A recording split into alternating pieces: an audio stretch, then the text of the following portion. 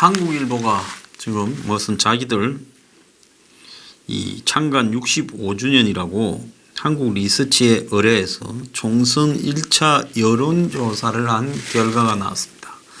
저는 일단 여론조사 결과 내용에 대해서는 안 믿습니다. 다만 참고로 하는데, 그렇다 하더라도 문재인 지지율이 5%다 10%다 이런 이야기도 안 믿습니다. 문재인 지지율이 실제로 30%가 넘는다라는 것은 저는 믿고 있습니다. 그리고 거기에 정치 테크닉을 보태고 여론조사에 좀 작업을 보태면 40% 중후반대에 머물 수 있다. 그것이 지난 금요일 날 갤럽이 46대 46 긍정 부정이 똑같았다. 또 리얼미터가 최근에 48%대 안팎으로 계속 돌리고 있고 RN 서칭 하는데도 46%대. 저는 그래서 모든 여론조사들이 46에서 지금 50%까지 줄을 서 있습니다. 그런 관점에서 이 지금 해석을 좀 보자라는 겁니다. 그래서 총선의 집권 여당 심판론이 39%, 보수 야당 심판론이 51.8%다. 그리고 차기 대선 후보 지지도가 황교안이 17.7, 이낙연이 12% 이렇게 지금 나오고 있습니다. 내년에 지역구 국회의원으로 뽑을 투표할 정당이 더불어민주당 23.9, 한국당 18.3, 문재인 지지율이 52.3 엄청 많이 올려주네요.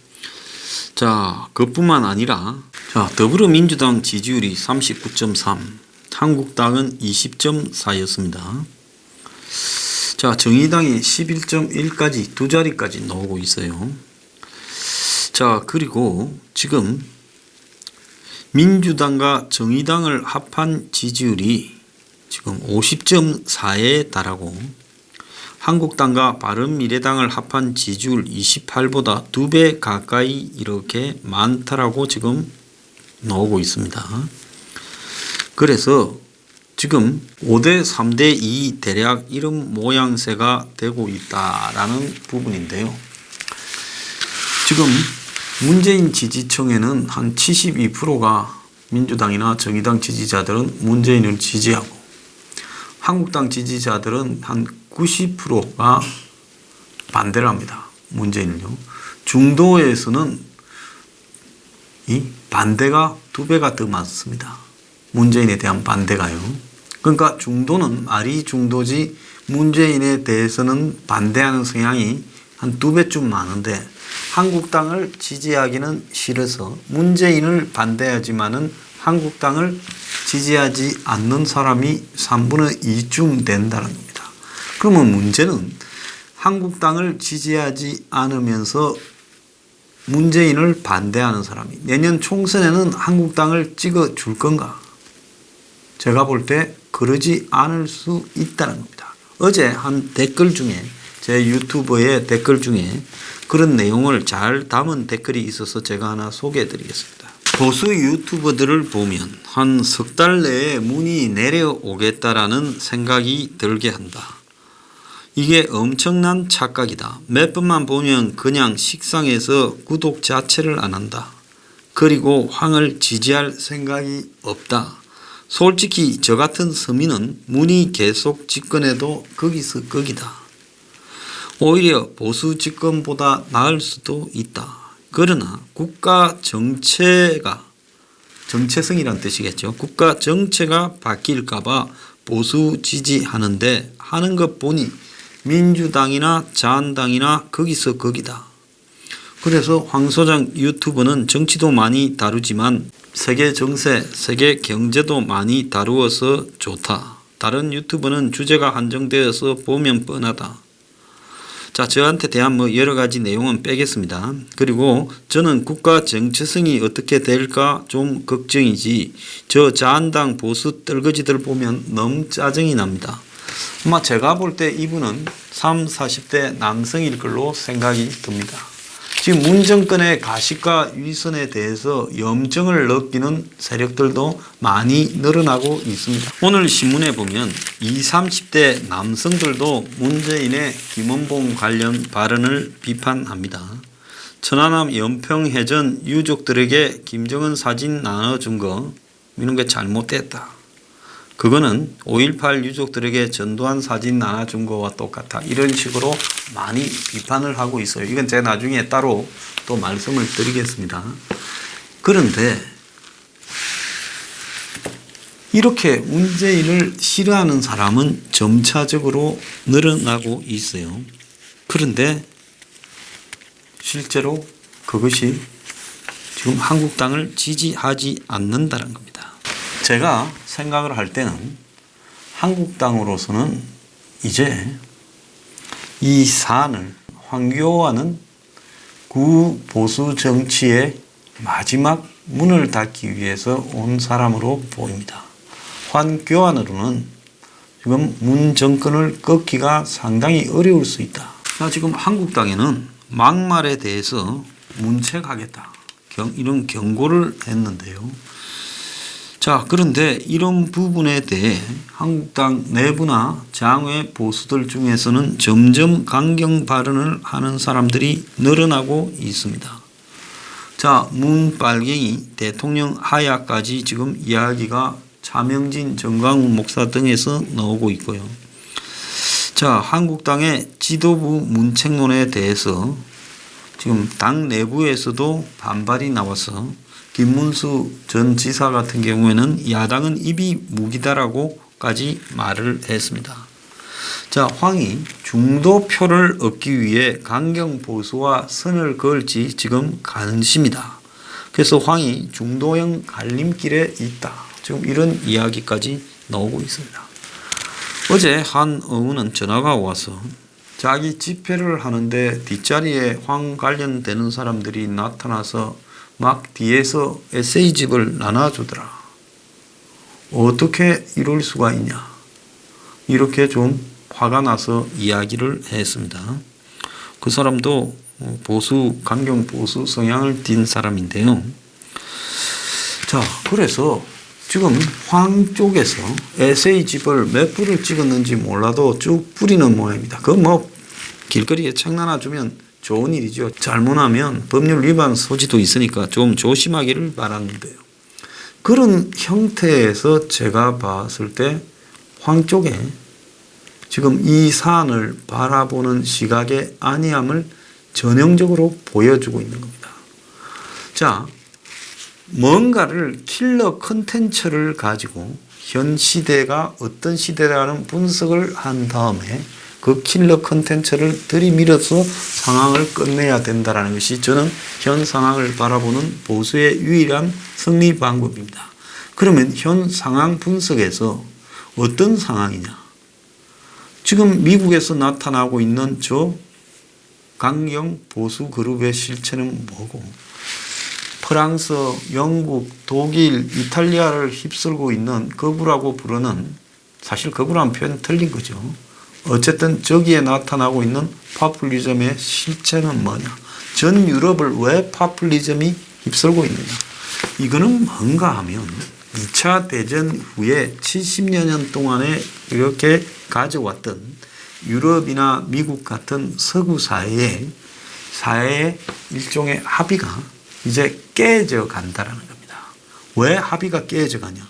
지금까지 거기에 국민들은 서민이나 중산층으로 종사를 하면서 중도 보수 정당이나 중도 좌파 정당에게 당연히 그냥 표를 던졌죠. 여 찍기도 하고 저기 찍기도 하고 아니면 당원이기도 하고. 그런데 이 사람들이 바라볼 때 지금 거대한 전환의 시대에 있습니다.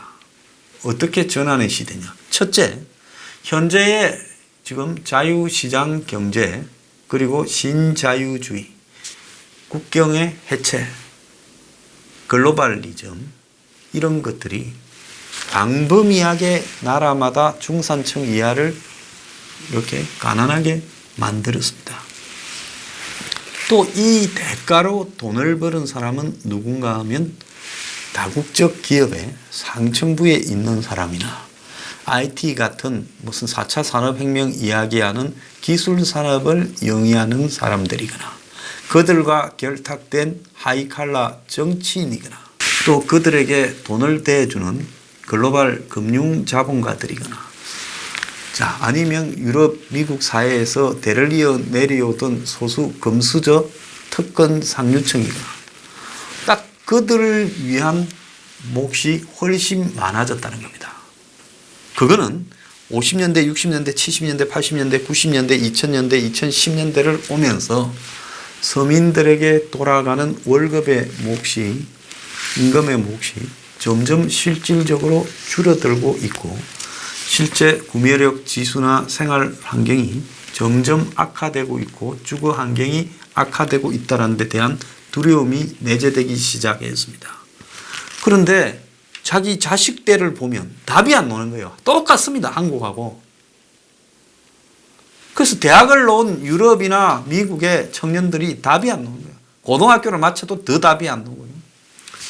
그런데 가만히 보니까 정치적인 올바름, political correctness라는 말로 이제 무슨 성소수자, 무슨 여성에 대한 남녀 평등 거기에 더 나서서 이제는 인종 문제, 인종의 소수 인종에 대한 배려 그리고 이민 난민에 대한 배려까지 이야기하고 있어요. 사람은 본질은 소수 상류 기득권 엘리트층한테 기분이 나쁜 건데 그걸 잘 표현을 못합니다. 어디 무엇 때문에 내가 기분이 나빠져 있는가? 분노는 누구한테 가는가 하면 소수 상류 엘리트층은 안 보이죠. 자기하고 만날 일이 없어요. 식당도 다른 데 가요. 미국만 보더라도 소수 상류 엘리트층은 따로 사는 거예요. 그리고 이 서민층은 자기가 익숙한 그야말로 맨날 먹는 양 많은 이런 식당에 갑니다. 그러니까 미국 같은 사회에서는 신분이 분리된 사람이 학교부터 평생 살아가는 데가 완전히 서로 다른 데서 살고 있어요. 그러니까 그들이 느낄 때는 이민, 난민, 소수 인종에게 분노를 표현하는 겁니다. 그래서 이 지금 흐름이 그야말로 지금 소수 정치 엘리트들, 그들과 결탁된 다국적 기업, 거대 기업, IT 기업에 대해 엄청난 분노로 나타나고 있는 거예요. 자, 한국으로 옮겨봅시다. 타다 택시, 정치 권력과 연관된 IT 기업. 딱 맞잖아요. 자, 그리고 그걸 밀어주는 정치 권력. 자, 그리고 또 지금 다국적 기업으로 신자유주의에서 제일 돈을 많이 버는 데가 누구겠습니까? 삼성, SK 이런 데죠. LG.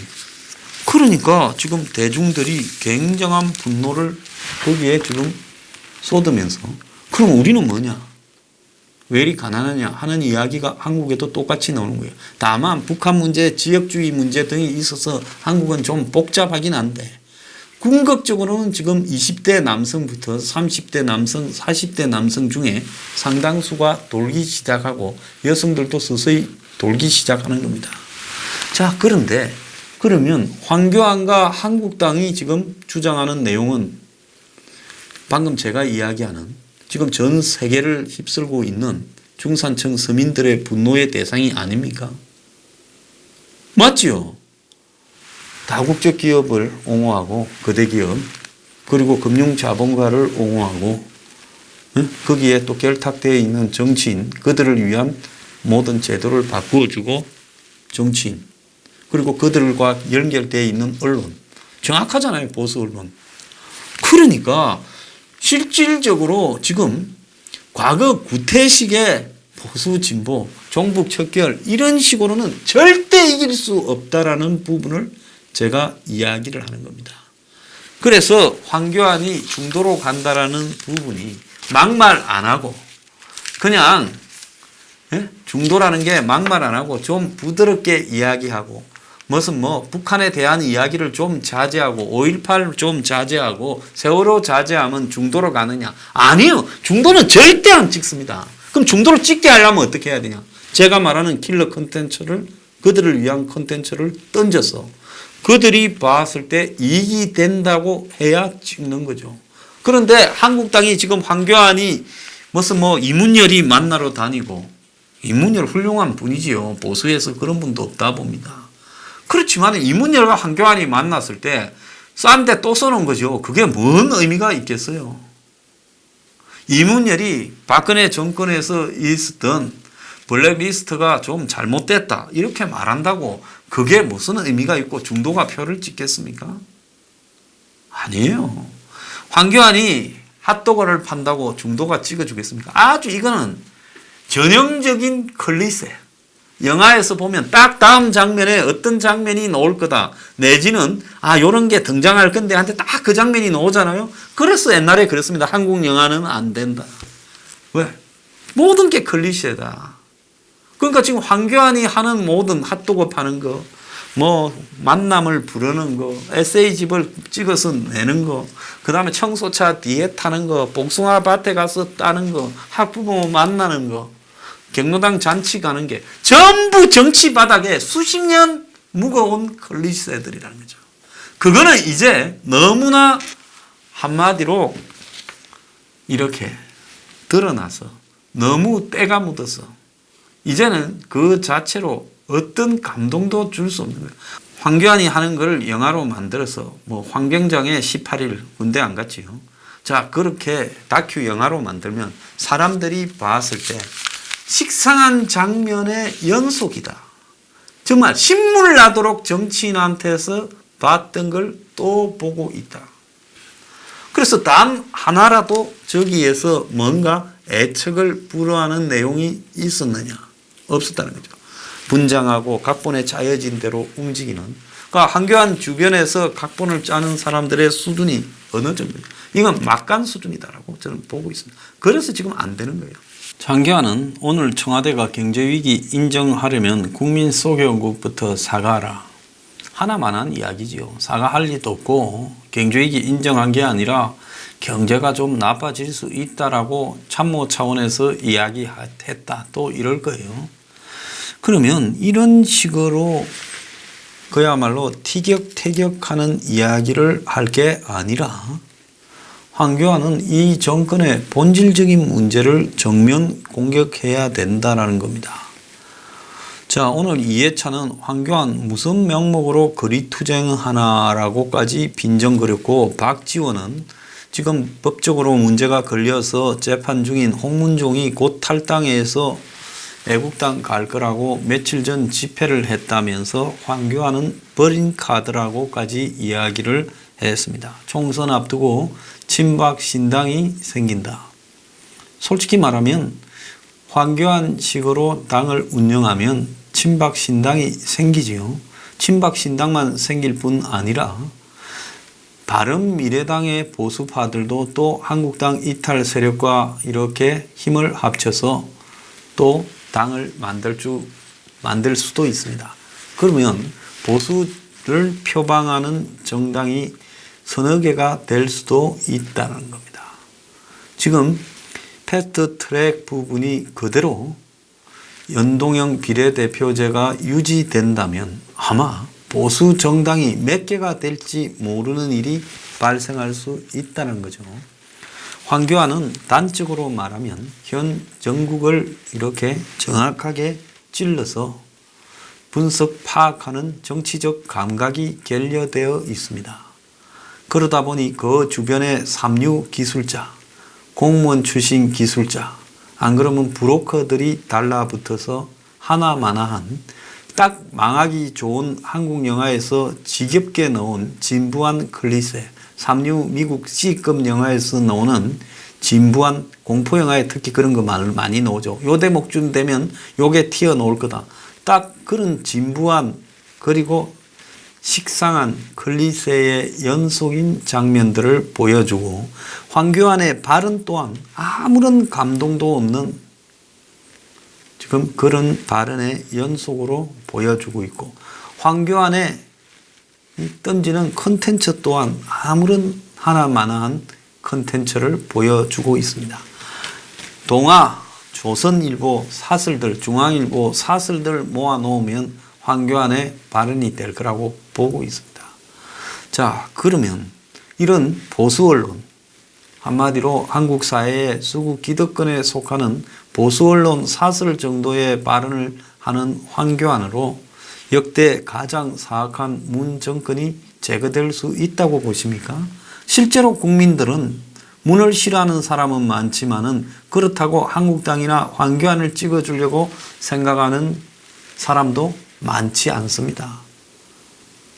자, 이 대목이라면 황교안이 유지되고 있는 것은 그야말로 조물주의 의도가 아니라 정치의 조물주라고 생각하는 문재인이나 조국의 의도에 의해서 유지되고 있는 거고 당선된 것이고 또 끌고 나가는 것이고 황교안의 수명이 끝나는 것도 그들의 의도에 의해서 끝나는 것이 벌어질 수도 있지 않겠습니까?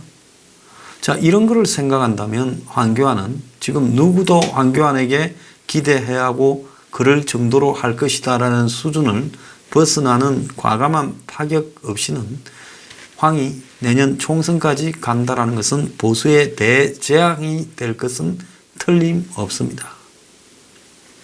자, 최근에 삼성 주변에 삼바 가지고 삼성의 이재용의 오른팔들을 구속시키고 있는 행태들이나 네덜란드에서 데이비드 윤 최순실의 척근이라고 한 사람을 잡아가지고 그 말 관련해서 삼성 돈 받아서 독일에 호텔 사고 뭐 말 관리하고 하는데 관련된 인물이 맞죠. 자, 이런 부분을 통해서 삼성에게 현 정권이 요구하고 있는 대답이 뭘 거라고 봅니까? 한편으로 이재용을 풀어주고 그리고 또 한편으로는 이재용의 재들중을 상당 부분을 들어주고 심지어 각종 행사에 이재용을 출연시키고 대통령이 삼성전자 화성 공장까지 방문하고 3대 주력 산업의 비무물이 반대초에까지 넣어주면서 굳이 이 정권이 삼성을 지금 열심히 캐는 이유는 뭐라고 보십니까? 한국의 과거 보수 집권당에서 삼성과 관련된 부분이 좀 뭐라도 나오기를 기다리는 거 아니겠습니까? 검찰이 독자적으로 그렇게 해요. 정권의 약점을 질난다고 그래요. 자, 이런 황당한 소리는 궤변에 가깝고요. 자, 검찰이 지금 정권에 한 건 하려고 삼성을 열심히 털고 있다 봐야 될 겁니다. 제가 지난번에 우리들 병원에 검찰이 내사 들어갔다 제가 웃겨 붙었지 않습니까? 미국의 타블로이드 신문에서 말을 하는 내용을 보고 수많은 한국의 보수 진영이 드디어 검찰이 살라고 카드를 뽑았다. 웃기는 소리 하지 말아야겠어요. 그럴 일 없으니까요. 그래서 지금 삼성 주변을 열심히 뒤지고 있는 부분이 누구한테 갈 건지 한 사람은 알고 있을 거라 보고 있습니다.